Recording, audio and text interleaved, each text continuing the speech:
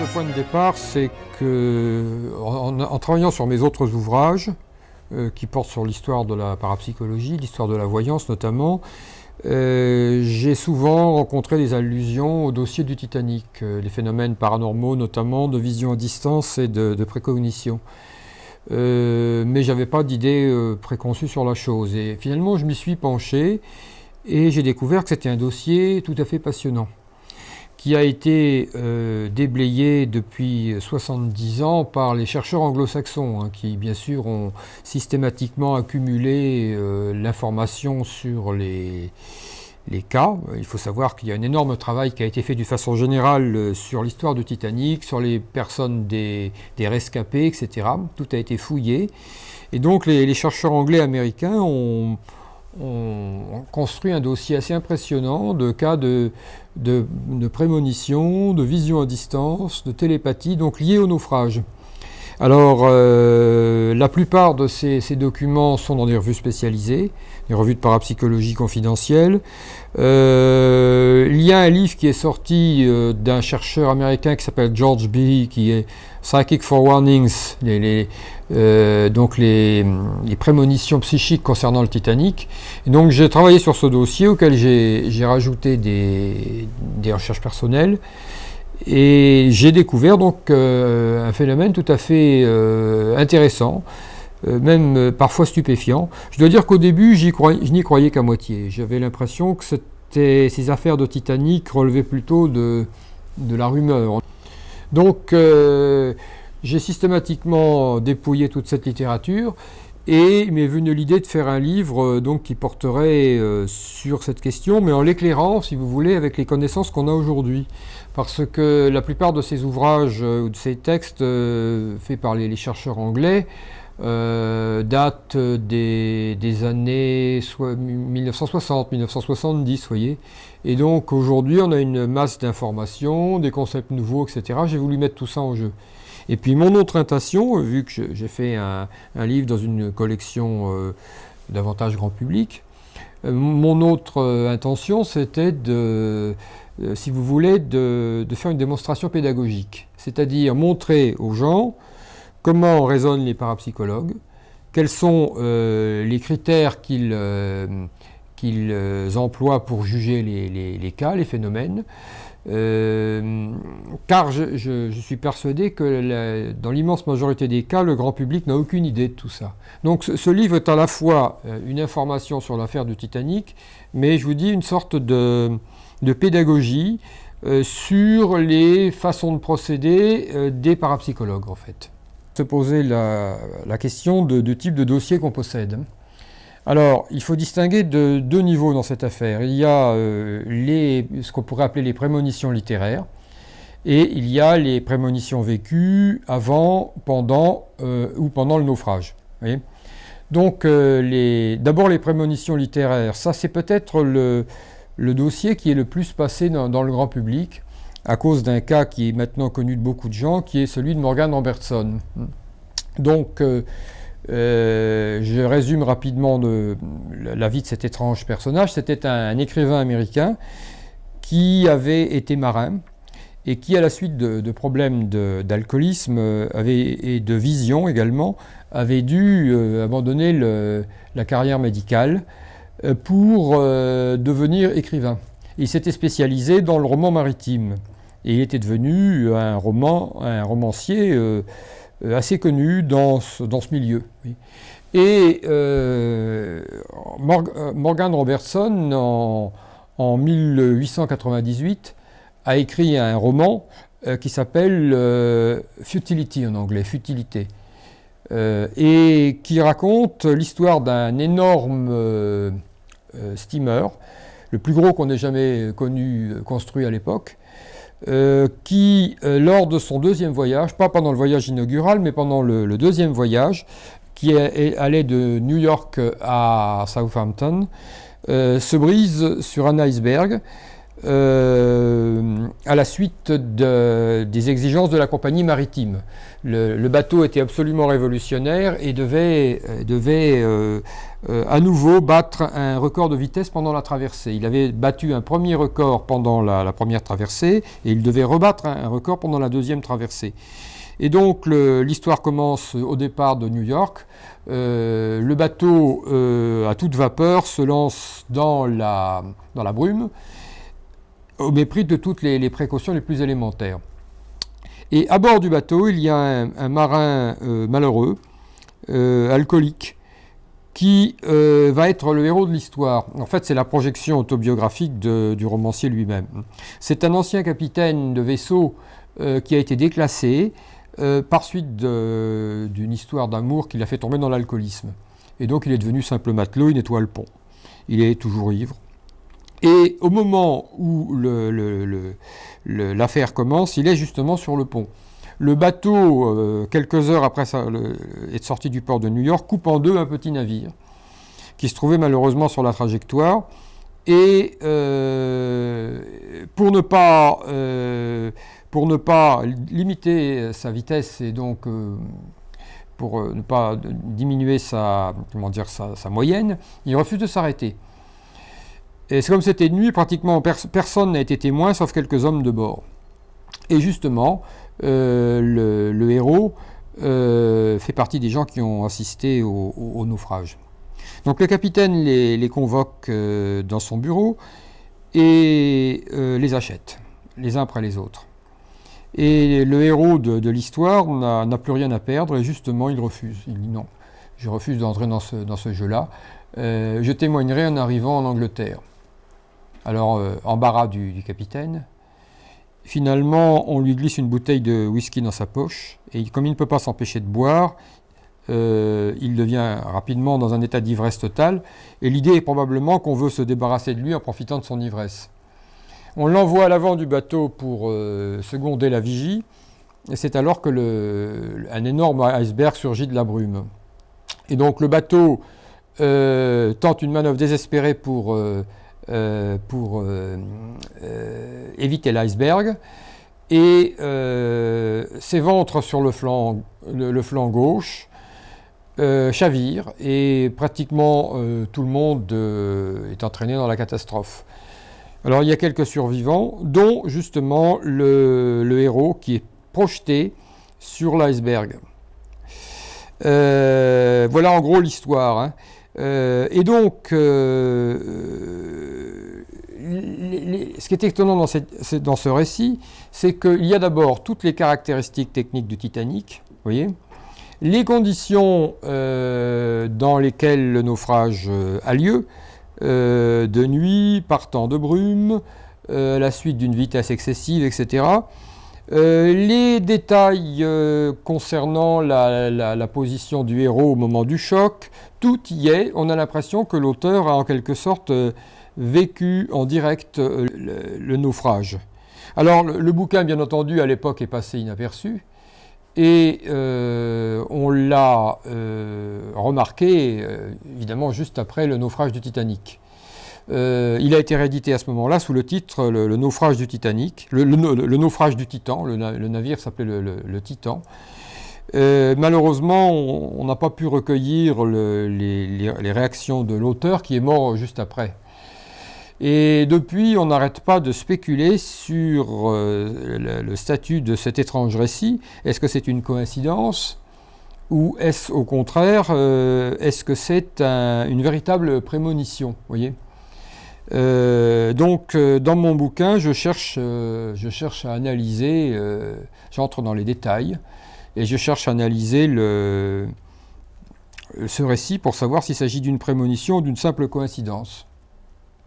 Alors en fait, il y a d'abord un ensemble d'éléments qui invitent à considérer ça comme une coïncidence. Plus exactement, l'auteur était quelqu'un qui était très informé des affaires maritimes, qui était parfaitement capable de projeter le navire idéal qu'on allait construire dans une quinzaine d'années. et qui était parfaitement au courant également des us et coutumes des compagnies maritimes à son époque. Une de ses habitudes, justement, c'était de n'embarquer à bord des bateaux que le nombre de canaux strictement nécessaire exigé par les lois. C'est-à-dire, en gros, on embarquait sur un grand paquebot, de quoi sauver environ la moitié des passagers. Et c'était la loi qui l'exigeait, c'était ainsi. Tout simplement parce que les naufrages de grands steamers, et surtout par iceberg, ça n'existait pas. Et en fait, il y avait eu très peu. Donc les compagnies maritimes estimaient que c'était un événement tellement improbable qu'on pouvait faire l'économie des bateaux de sauvetage. Donc toutes ces raisons, toutes ces façons de procéder, Robertson les connaissait. Il savait également que les compagnies maritimes poussaient pour battre des records la vitesse des navires au détriment de la sécurité des passagers. Donc, si vous voulez, il y a une part du récit qui peut s'interpréter d'une façon extrêmement simple. Hein. J'ai procédé moi, au raisonnement suivant. Quel est le navire, quelle est la ligne où on va construire, où on va faire circuler le navire le plus grand de l'époque? Eh bien, c'est évidemment New York-Southampton. Quelle est la nation qui va fabriquer ce navire? C'est évidemment l'Angleterre. Quelles seront les dimensions du navire?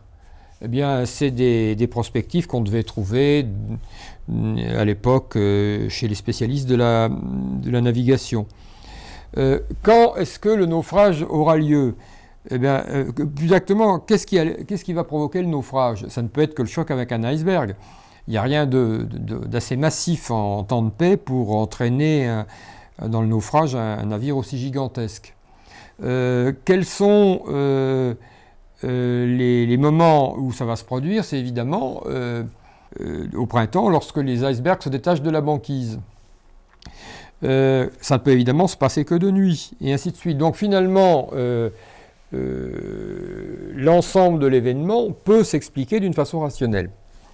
En revanche, il y a un ensemble de choses très étranges dans cette histoire, et notamment, ce qu'il faut savoir, c'est la personnalité de Robertson. Alors Robertson n'était pas un écrivain comme les autres. C'était un homme qui ne pouvait écrire que sous l'emprise de l'alcool, ou dans un état de conscience particulier, en général favorisé par l'alcool, c'est-à-dire un état de transe. Si vous voulez, c'était un écrivain médiumnique, en quelque sorte. Et lorsqu'il voulait écrire, il buvait, il s'allongeait sur son lit, et les idées venaient ou ne venaient pas. Et lorsqu'elles venaient, il les saisissait comme ça, comme quelque chose qui vient de l'extérieur, et il était incapable ensuite de continuer l'histoire si le flux de représentation s'arrêtait. Alors il fallait parfois qu'il attende des semaines avant que ça revienne. C'est comme ça qu'il a écrit la plupart de ses récits. Et on est frappé de constater que ce sont là des techniques qu'utilisent justement les voyants pour se mettre dans l'état propice à la voyance, à la divination. Donc ça, c'est un premier point. Un deuxième point, c'est que Robertson, de son vivant, je dis bien de son vivant, je cite des sources très sûres là, était connu dans son milieu littéraire, où il était entre parenthèses considéré comme un maître à l'époque. Eh bien, il était connu comme un voyant, et comme un voyant remarquable. C'est Jules Eisenbud, le psychanalyste américain, qui a fait une remarquable étude sur lui, qui donne toutes ces informations. Donc je les tiens de sources très sûres. Donc c'était un voyant. Malheureusement, on ne connaît pas le type de voyance qu'il pratiquait, et donc il est difficile d'aller plus loin dans ce domaine. Je ne peux pas en dire plus. Je sais qu'il avait la réputation d'être un voyant.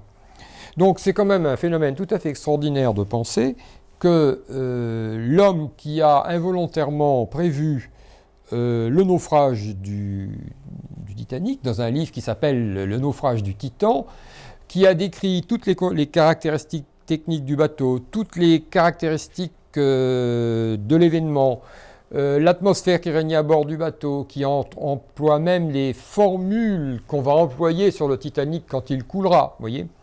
Eh bien, c'est quand même frappant de constater que cet homme est un voyant réputé et qu'il travaille en état de transe, voyez. On verra d'ailleurs la même chose se produire pour un autre grand écrivain anglais lié au Titanic dont je vous parlerai après, c'est William Stead.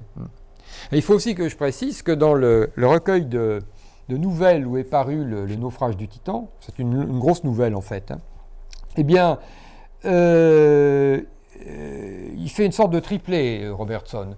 Il y a une des nouvelles qui raconte l'attaque surprise par la marine japonaise de la flotte américaine basée à Pearl Harbor. C'est écrit en 1898.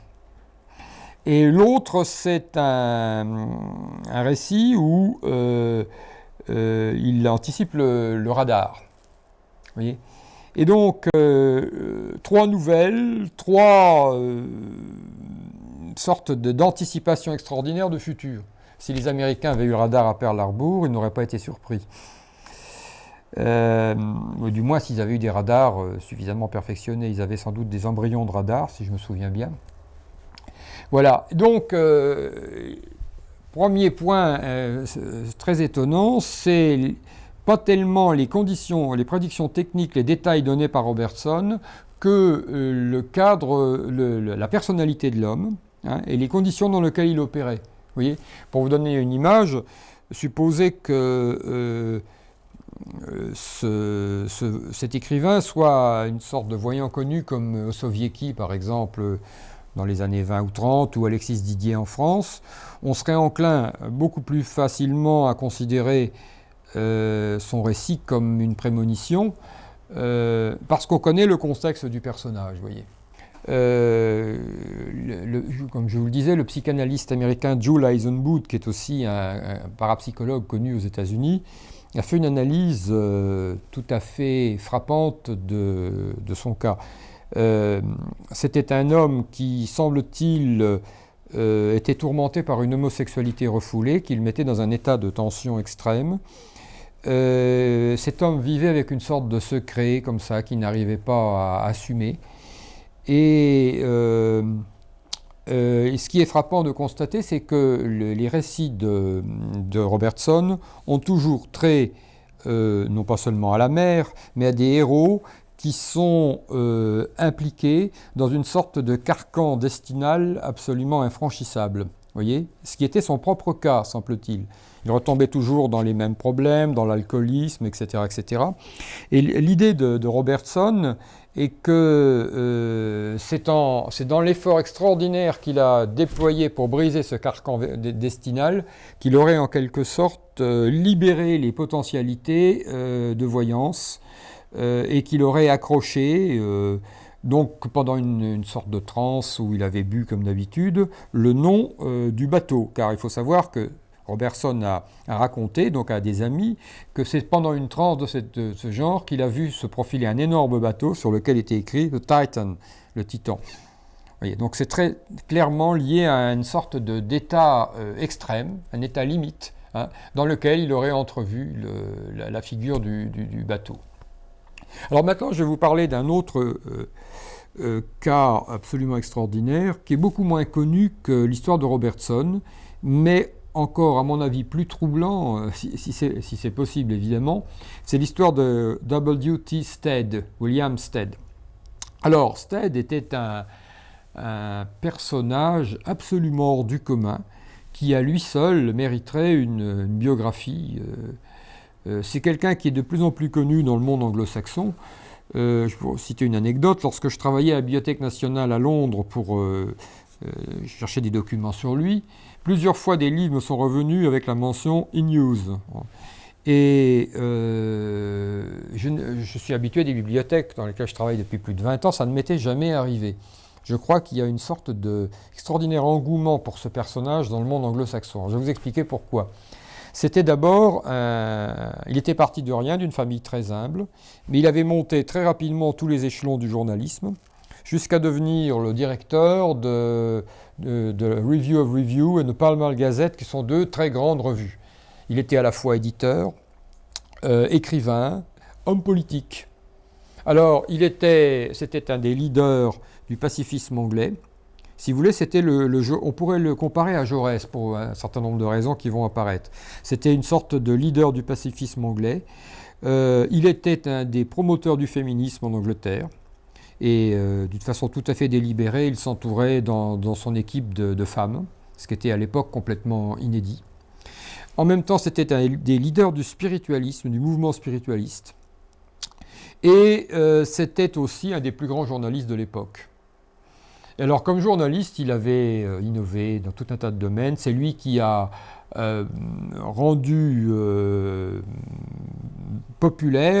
popularisé l'interview des grands personnages. Donc, il allait interviewer le tsar, il allait interviewer les grands de ce monde, qui devenaient ses intimes. Il était proche de Tolstoï, ami du tsar, etc., etc. Il était capable d'influencer à lui tout seul les décisions de la politique anglaise. Par exemple, une de ses passions, c'était la mer. C'était une de ses spécialités. Voyant arriver la guerre de 14 et estimant, alors on peut discuter sur ce point, mais c'est en dehors de mon propos, hein, que le monde anglo-saxon était garant de la paix contre les empires centraux qui étaient des tyrannies, il a réussi à infléchir la politique britannique pour le réarmement de la Royal Navy. Donc vous voyez, c'est quelqu'un qui était extrêmement important même sur le plan politique. Alors, sur le plan du spiritualisme, il était également très, très remarquable. Voilà comment ça a commencé en fait.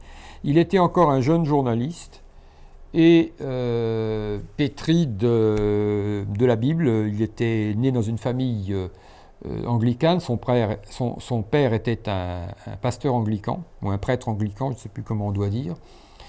Et donc il avait déjà un background religieux très intense, mais il ne s'intéressait pas particulièrement aux phénomènes paranormaux. Un jour, il va dans une séance, comme pour assister à une séance de médiumnité, et la médium le désigne publiquement, d'une façon solennelle, en disant qu'il serait le saint Paul du spiritualisme. Sur le coup, il ne prend pas très au sérieux cette prédestination, qui est un peu l'histoire de Socrate, quoi. Et au fur et à mesure qu'il va avancer en âge, il va la prendre de plus en plus au sérieux. Et donc, il va organiser à ses frais un bureau de recherche qui va étudier les messages des médiums, les messages des décédés, les phénomènes paranormaux à distance, etc. Donc ce personnage complètement incroyable, donc je résume, qui lie le spiritualisme, le pacifisme, le féminisme, l'intérêt pour la recherche psychique. C'est-à-dire une sorte de connexion des questions qui était assez courant à l'époque, hein, mais qui nous paraît très étrange aujourd'hui. Voilà pour le personnage. Alors il était excessif, tonitruant. Un de ses coups d'éclat, par exemple, pour démontrer que à l'époque, la prostitution des enfants était un phénomène connu, mais pour lequel on ne faisait rien, car il générait d'importants profits dans le milieu de la finance. Eh bien, il a acheté pour une somme modique une fillette de 14 ans, l'a mise dans un bordel. S'est présenté comme un client, accompagné d'un médecin qui est d'un huissier, pour prendre au piège tout le monde. Et il a donc dévoilé l'affaire pour démontrer que n'importe qui pouvait acheter un enfant à Londres et en tirer un bénéfice. Et il a été mis en prison pour 6 mois, pour enlèvement d'enfants. Alors à partir de ça, il est devenu bien sûr un des personnages les plus célèbres de la presse britannique. Et il gardait, pour l'anecdote, il gardait son costume rayé de bagnard. Et lorsqu'il donnait de grandes réceptions à Londres, il recevait tout le monde dans son costume de bagnard qu'il considérait comme sa plus belle décoration. Et tous les ans, là, pour fêter la date de sa mise en prison, il paradait en costume de bagnard avec toute une suite dans Londres. Bon, j'insiste sur ce détail pour vous montrer le personnage extraordinaire qu'était Stead et l'aura qu'il avait. C'est très important pour comprendre l'histoire. Et donc, Stead avait d'autre part, ce point est très important, des prémonitions régulières, des voyances lui-même. Il a été un des premiers à pratiquer l'écriture automatique en Angleterre. Et notamment, il avait, dès passé la quarantaine, la prémonition, qui est revenue plusieurs fois, qu'il connaîtrait une fin brutale dans une foule, au milieu d'une sorte de catastrophe collective. Et étant donné ses idées pacifistes, et étant donné qu'il avait failli être lynché plusieurs fois, il pensait qu'en fait, il serait tué dans une émeute. Il disait par exemple qu'il mourrait dans ses bottes.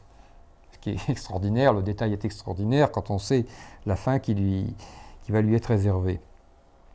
Et c'est sans doute la raison pour laquelle il va pendant plus de 10 ans, à chaque fois qu'il voyage quelque part, à l'étranger, chercher à rencontrer le voyant le plus célèbre du coin pour questionner sur son avenir. Parce qu'il avait, si vous voulez, une prémonition personnelle d'une mort cruelle dans une catastrophe collective, et puis une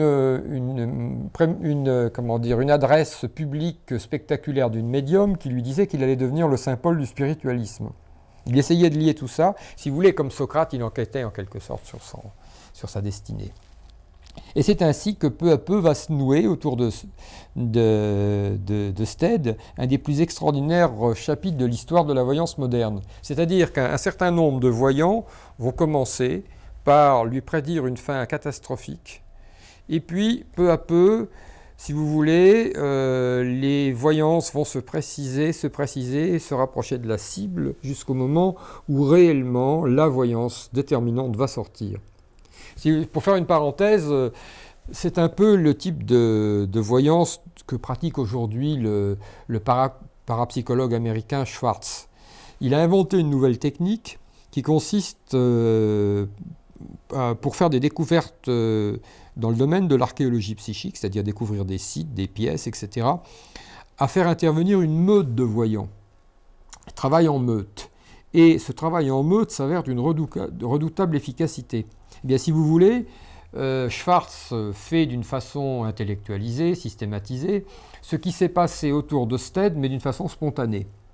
Étant donné que Stead était un des personnages les plus en vue de la presse et du milieu psychique anglais au début du siècle, eh bien, tout le monde s'intéressait à son cas, voyez.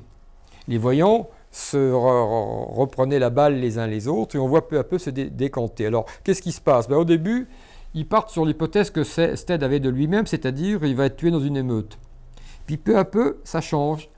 Non, c'est pas dans une émeute qu'il va mourir. Et non, il ne va pas mourir dans une émeute, ça va être lié à l'eau, à la mer. Alors, il faut savoir que les prédictions concernant le danger de l'eau et de la mer sont des lieux communs des voyants. Donc, si ça se limitait à cela, ça ne serait pas extraordinaire. Mais c'est la précision qu'on va atteindre qui va devenir extraordinaire. Et peu à peu, ça se décante. Il va mourir en mer. Il risque de disparaître en mer au printemps 1912. Au moment où la date est donnée. Une autre voyante lui donne la date de sa mort, c'est le printemps 1912. Ensuite, ça va être en mer, et puis peu à peu, ça se décante. Et un jour, en septembre 1911, il consulte De Kerlor, qui était un grand voyant, très connu en Angleterre à l'époque, qui est en même temps un chiromancien. Il partait comme support des mains. Et Kerlor lui dit « Je vois que vous allez aller au printemps prochain aux États-Unis ». Alors Stead lui répond, aux États-Unis, non, c'est impossible, j'ai un voyage programmé en Russie, je dois interviewer le tsar. Et Kerlor lui dit non, vous n'irez pas aux États-Unis, vous n'irez pas en Russie, vous irez aux États-Unis. Et d'ailleurs, je vois le bateau avec lequel vous allez partir. Mon Dieu, c'est étonnant, ce bateau, je ne le vois que l'arrière, il semble à peine terminé. C'est un gigantesque bateau noir, et son nom, je ne peux pas le lire parce qu'il est masqué par un bouquet d'immortels. Et il ne lui dit pas, n'allez pas sur ce bateau, mais c'est clair que les immortels, c'est les fleurs du deuil. C'est un avertissement de ne pas aller sur ce bateau. Et Stead, qui curieusement était passionné par la voyance, mais n'écoutait pas les voyants qui parlaient de son cas lorsque c'était noir. C'est un peu comme les médecins spécialistes qui ne voient pas leur maladie, c'est bien connu. Il ne semble donc pas percuter l'information, et ça tourmente de Kerlor. Et quelques jours plus tard, de Kerlor appelle Stead au téléphone. C'est intéressant parce qu'il y a eu des témoins du coup de téléphone, donc on est dans des choses vraiment bien établies. Et il lui dit, écoutez, je suis désolé de vous relancer avec cette histoire, mais j'ai eu un rêve cette nuit. J'ai rêvé que j'étais vous. J'ai rêvé que j'étais vous et que j'étais au milieu d'une foule en train de se débattre dans la mer. J'avais des grappes de nos... et que j'étais mort et que mon âme sortait de la mer et que j'étais noyé. Et Stead raccroche le téléphone en le traitant de prophète de malheur. Donc là, on est en septembre 1911. Donc en septembre 1911, il faut savoir que le Titanic n'est encore pas terminé. Il est sur cale. Il ne sera terminé que quelques semaines avant son départ, hein, comme on le sait. C'était un départ précipité pour essayer de respecter le timing. Et au printemps 1912, Stead reçoit un télégramme l'invitant à donner une conférence au Carnegie Hall sur le thème de la paix. C'était organisé par le mouvement pacifique américain. Et il serait présent le président Taft, le président des États-Unis lui-même. Alors il faut bien comprendre qu'on est en 1912, que là on sent arriver la guerre et que c'est l'obsession de Stead. Du coup il ne pense qu'à ça, il annule son voyage en Russie et il s'inscrit sur le Titanic. Comme il était un amateur de navigation, il se dit je vais en profiter pour monter sur ce fameux prototype et s'inscrit sur le Titanic. Et donc à mesure que les semaines approchent, que la date du voyage arrive, d'autres prémonitions dans l'entourage de Stead continuent d'aller toujours avec plus d'insistance sur l'idée de la mort en mer. Mais, alors, j'ai parlé de l'aspect vécu personnellement par Stead. Maintenant, il faut que je revienne en arrière. Il se trouve que Stead a, comme Robertson, écrit deux nouvelles qui, d'une façon étrange, semblent anticiper l'histoire de Titanic. Donc, elles vont encore un peu compliquer l'ensemble de la chose. Alors, la première, elle a été publiée dans le Pall Mall Gazette en 1886, sous le titre « Comment le steamer a coulé au milieu de l'Atlantique ». Je traduis approximativement le titre. Donc, c'est l'histoire d'un naufrage. C'est l'histoire d'un naufrage qui est vécu en direct par la personne qui écrit le récit. Donc, c'est l'histoire en gros du Titanic. Un navire fonce dans le brouillard et c'est pas un iceberg qui provoque le naufrage, mais une collision avec un autre navire. Et il manque la moitié des canaux. Il y a une bagarre pour s'emparer des canaux, une panique à bord. Alors je suis obligé d'entrer dans les détails pour vous montrer en quoi c'est tout à fait étonnant. Un officier sort son revolver, est obligé d'abattre plusieurs excités qui tentent de s'emparer des barques. Et à un moment donné, le héros du récit s'aperçoit qu'une jeune femme, une Irlandaise, enceinte et avec un bébé, risque d'être piétinée par la foule. Alors, avec plusieurs autres personnes, il s'empare d'une barre de fer et essaie de lui frayer, de la protéger pour qu'elle puisse monter dans le bateau. Elle arrive à monter dans le bateau, le naufrage arrive, le personnage est jeté à l'eau, il finit par arriver à s'accrocher à une barque et au dernier moment il est sauvé. Et ça se termine, le récit est haletant, hein, comme si c'était vécu de l'intérieur. Et ça se termine par cette formule, c'est ce qui arrivera, c'est ce qui risque d'arriver, ce qui arrivera certainement si les compagnies maritimes persistent à envoyer leurs navires en haute mer avec seulement le nombre réglementaire de bateaux de secours. Alors, ce qui est très intéressant, c'est que, je suis obligé d'anticiper la suite, lorsque Stead va se retrouver sur le Titanic, il avait un côté défenseur de la veuve et de l'orphelin, grand chevalier blanc. Et donc, il va faire le Stead le magnifique, il va s'emparer d'une barre de fer et protéger l'embarquement des femmes et des enfants. Et c'est-à-dire qu'il va revivre exactement l'histoire qu'il a racontée dans sa nouvelle de 1886. C'est assez stupéfiant. Alors, en 1893, c'est-à-dire 9 ans avant le naufrage, il écrit une autre nouvelle qui raconte l'histoire suivante.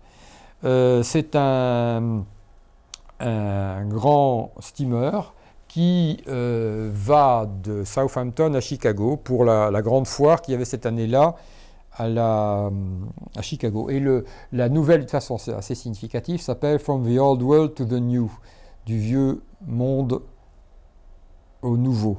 Et on verra que le titre est à double sens, effectivement. Et donc, le bateau, pendant que le bateau fait route vers les États-Unis, en pleine nuit, une jeune Irlandaise est réveillée par un rêve. Elle voit un bateau en train de couler après avoir heurté un iceberg. Dans son rêve, elle voit le nom du bateau, c'est le Anne Jane. Et elle voit un groupe de gens, un groupe d'hommes, qui arrivent à prendre pied sur l'iceberg. Et parmi ce groupe d'hommes, il y a un grand, roux, un homme grand, roux, je donne tous ces détails, ils sont importants, qui a un œil fermé, qui semble ne pas voir d'un œil, et un enfant. Et cette femme est réputée pour ses dons de voyance. Elle descend d'une famille irlandaise, qui prétendent descendre des banshees. Vous savez, c'est descendre des fées spécialisées dans la voyance. Et elle pense qu'elle a réellement vu quelque chose. Et elle apprend qu'il y a à bord du bateau un certain monsieur Compton, qui est un passager riche et qui fait souvent la traversée des États-Unis, qui est également réputé pour des dons de voyance. Alors elle va le voir, et puis au début elle est reçue froidement. Finalement, Compton, d'un seul coup, lorsqu'elle raconte son histoire, lui demande de donner les détails, de préciser, et puis il lui dit « Écoutez, j'ai fait le même rêve que vous la nuit dernière ». Et donc, à partir de là, l'histoire, c'est qu'ils vont essayer de dérouter le capitaine du bateau pour aller vers l'iceberg en question. Alors, à 5 reprises, le capitaine fait la sourde oreille, il refuse, comme c'est normal, dérouter son navire parce que 2 personnes ont vu en rêve des naufragés sur un iceberg. Et finalement, il se laisse, je passe les détails, il se laisse convaincre et envoie un bateau de secours. Et on trouve effectivement sur l'iceberg un homme grand, roux, correspondant exactement à la description. Donc. Alors, ce qui est très intéressant, c'est que, premièrement, le capitaine du navire, qui s'appelle le Majestic, c'est le frère jumeau du futur Titanic. Et le capitaine du navire, eh bien, il est inspiré du nom, il est inspiré du personnage du capitaine, du véritable Majestic, qui est à l'époque le commandant Smith, c'est-à-dire le futur capitaine du Titanic. Et dans une note en bas de page, Stead se croit obligé de préciser que le personnage de son héros est inspiré du commandant Smith. Alors, on voit dans cette histoire, comme dans une espèce de rêve télépathique, ce s'articuler un certain nombre d'éléments de la future histoire. Donc je résume, excusez-moi si c'est un peu embrouillé, mais il faut comprendre que c'est très compliqué à démêler. C'est comme un rêve qu'on analyse. Premièrement, le bateau sur lequel il se trouve, c'est le bateau jumeau du Titanic.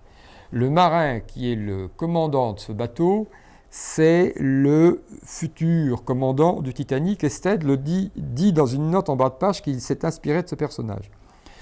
J'en viens à un autre point très intriguant. Le personnage qui est décrit sur l'iceberg, c'est Stead.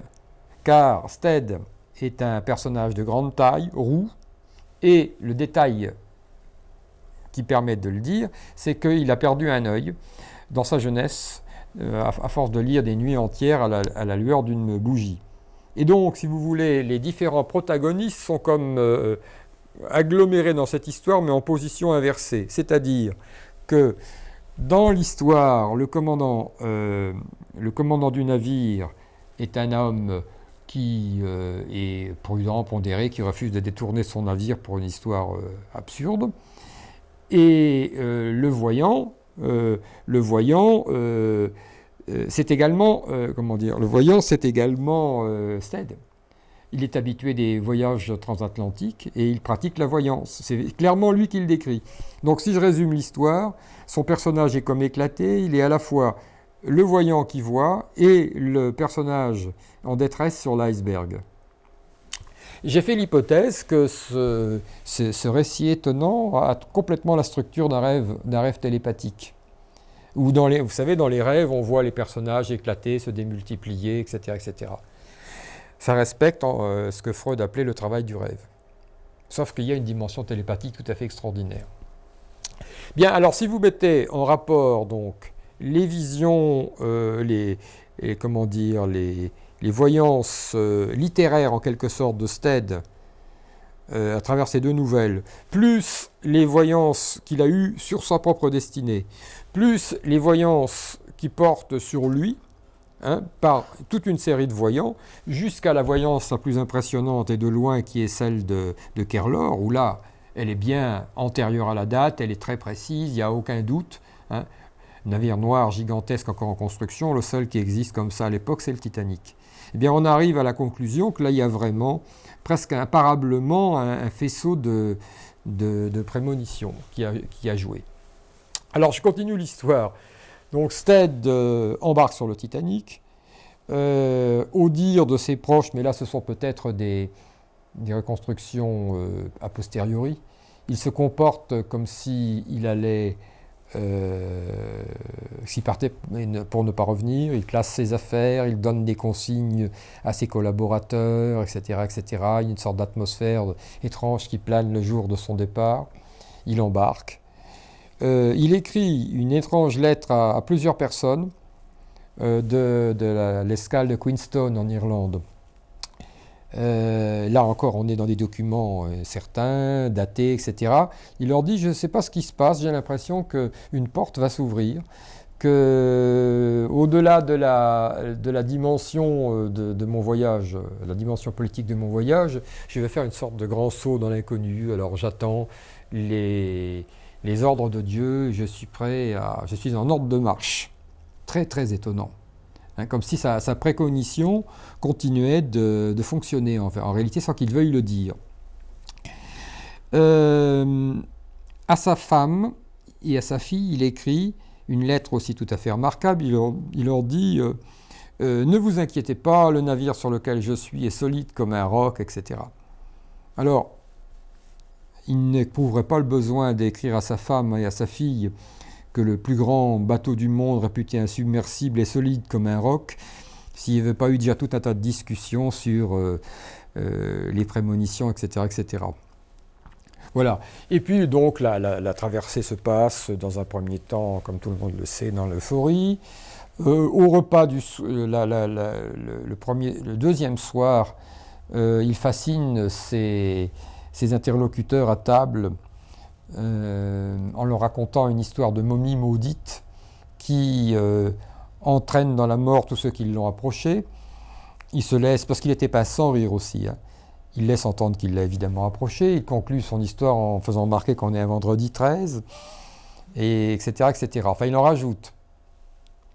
Et puis le lendemain, donc c'est le soir du naufrage, il y avait donc la grande réception à bord du Titanic, et curieusement, il ne descend pas, il est incommodé.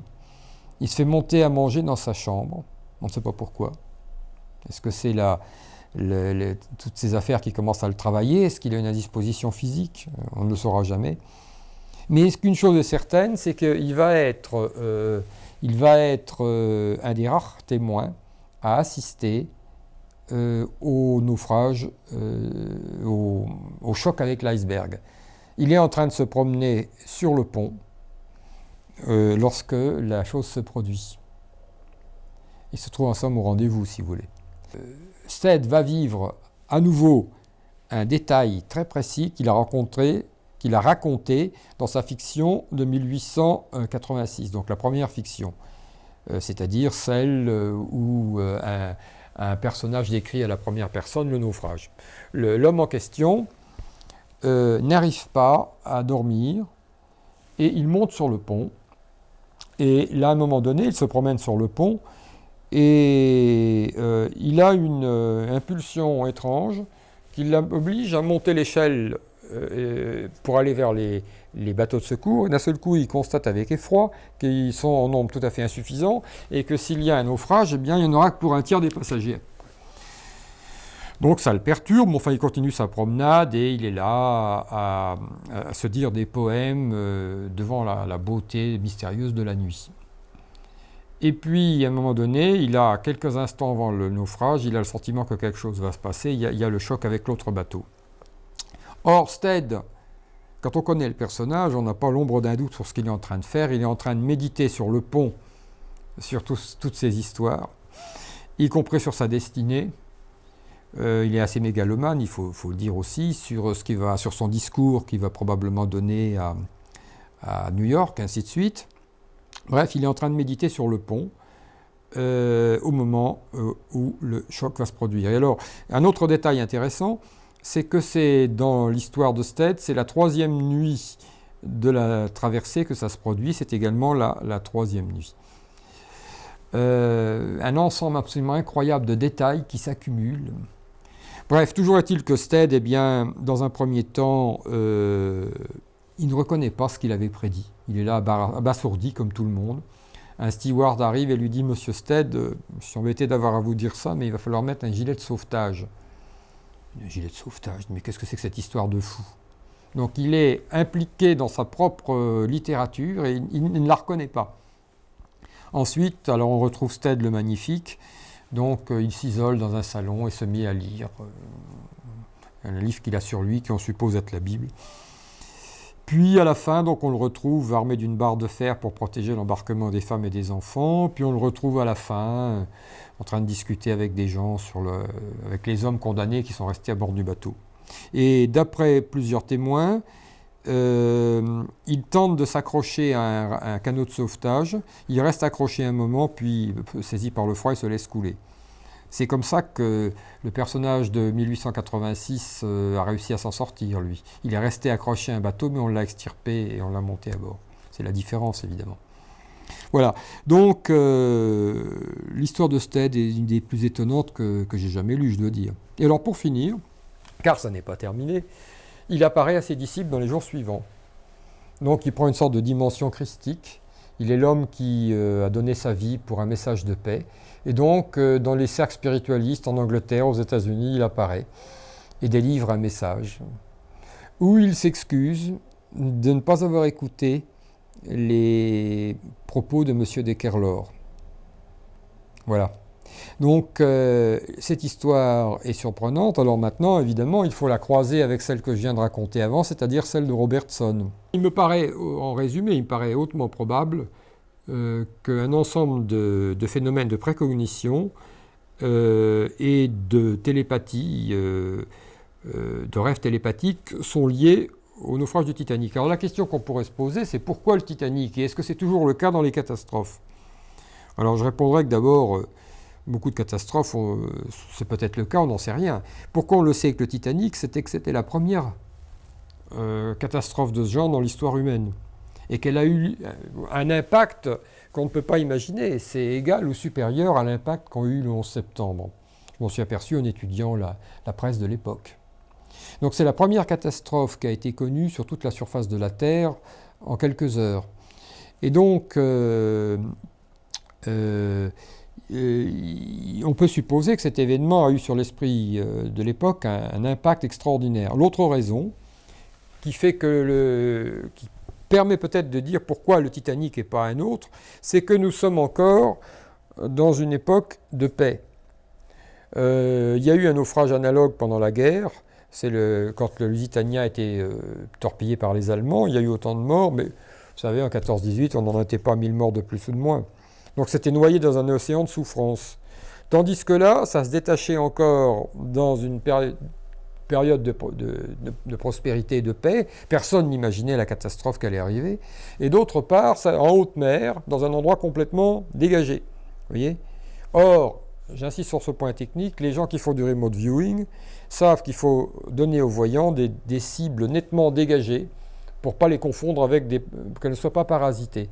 Donc pour un ensemble de raisons très complexes, il se trouve que le naufrage du Titanic est un des tests les plus frappants du psy sauvage, du psy collectif spontané.